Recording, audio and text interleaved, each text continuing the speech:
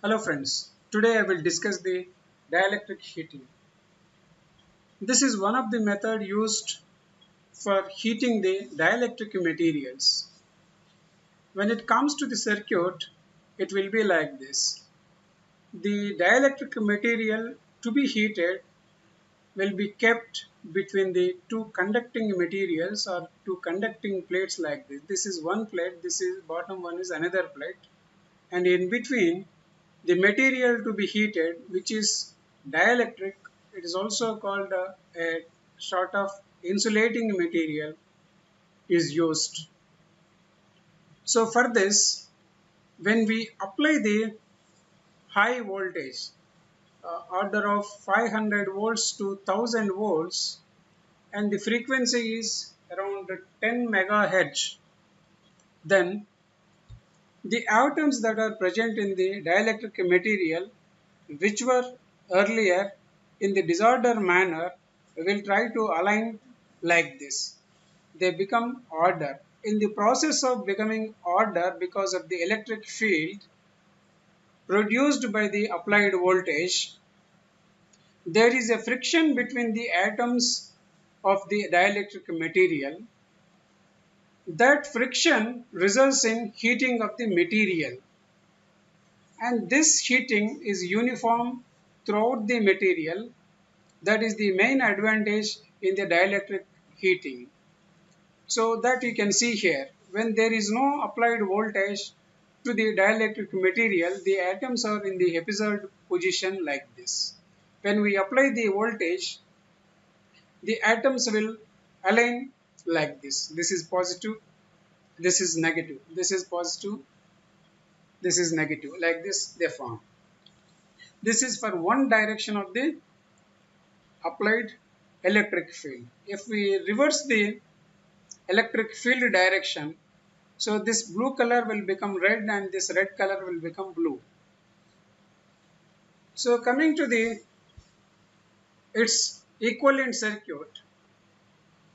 So this setup is nothing but a capacitor. It forms a capacitor. So capacitor equivalent circuit can be drawn like this. The capacitor is shown by C, and it will have a resistance. That resistance is supposed to be infinite, but because of imperfection of the material, we always get some resistance, that is capital R like this. And the applied voltage, let us say V here. The current drawn by the resistance is IR, the current drawn by the capacitor is IC.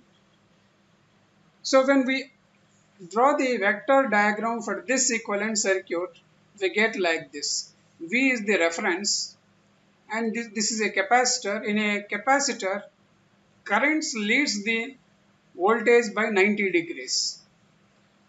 But because of the imperfection, because of the presence of this high resistance in the circuit or in the capacitor, we get a angle just less than 90 degrees. That we can show here. The current flowing in the resistor is represented by IR, and that is nothing but V divided by capital R. That is what we can show here. Applied voltage we have taken as a reference.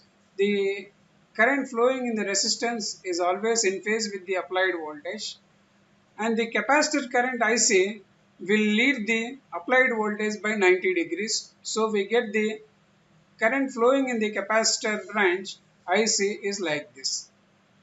The angle between IC and the V is 90 degrees. But the net current that flows from the supply is the resultant of IC and IR. That is what we get this.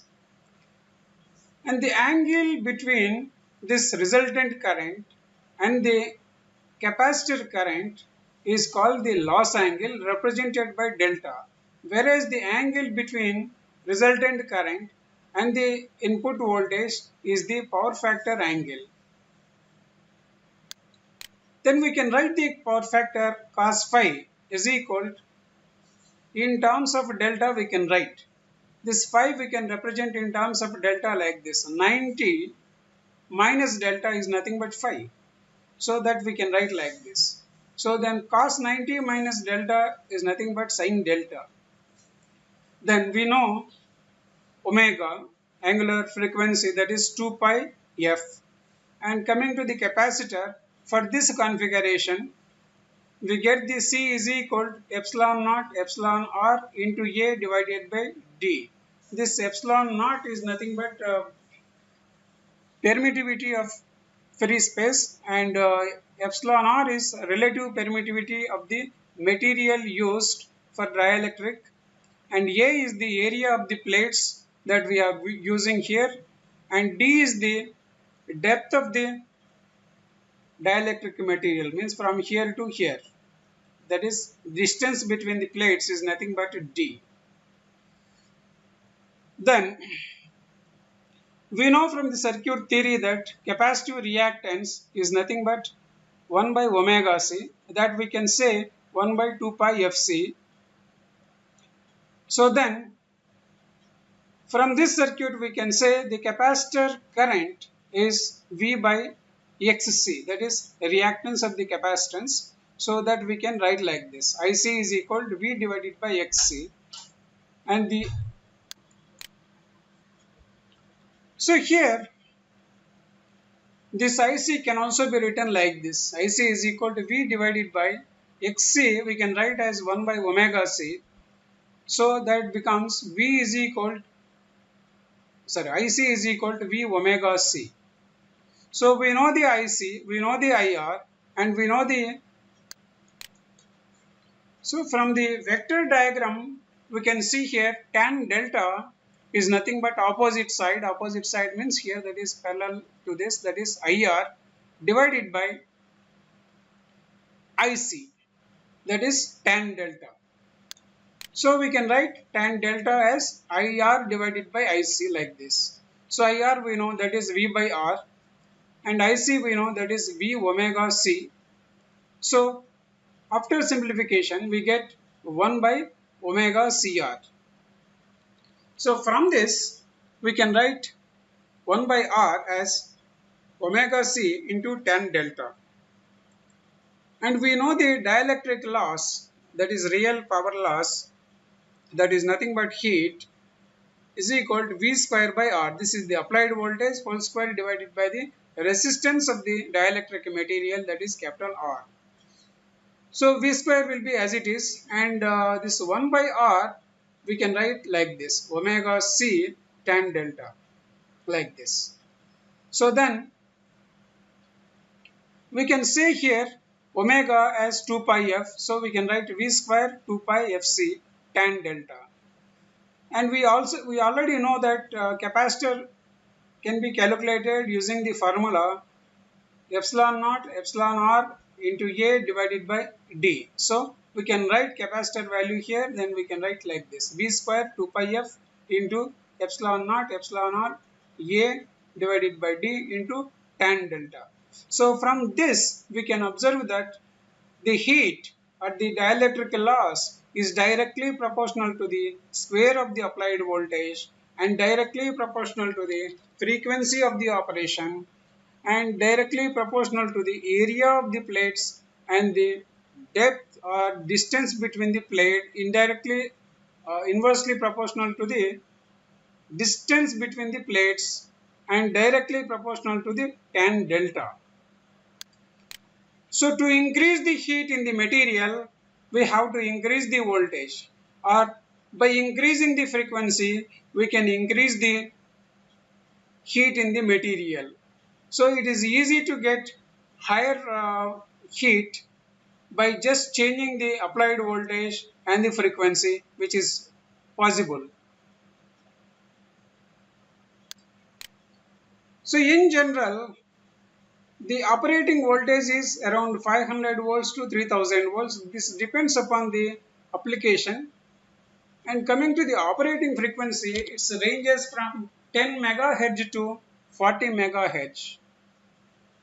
Coming to the disadvantages with this dielectric heating, the efficiency of this system is less than 50%, and the equipment that is needed here is costly. And coming to its advantages, we can see that by increasing the frequency, heating can be increased faster. And we don't see any flame appearing in the system. And third is heating can be stopped instantaneously. Fourth is in this method, the heating of the material is uniform. And next, applications. So the first application is heating of the plastic, wood, and it can be done safely. And it is also used to remove the moisture from the oils, seeds, etc. And this is also used for rubber vulcanization, and this is also used in the chocolate industry and popcorn industry, and it is also used for sterilization of the surgical instruments. Thank you. Like the video and subscribe to the channel.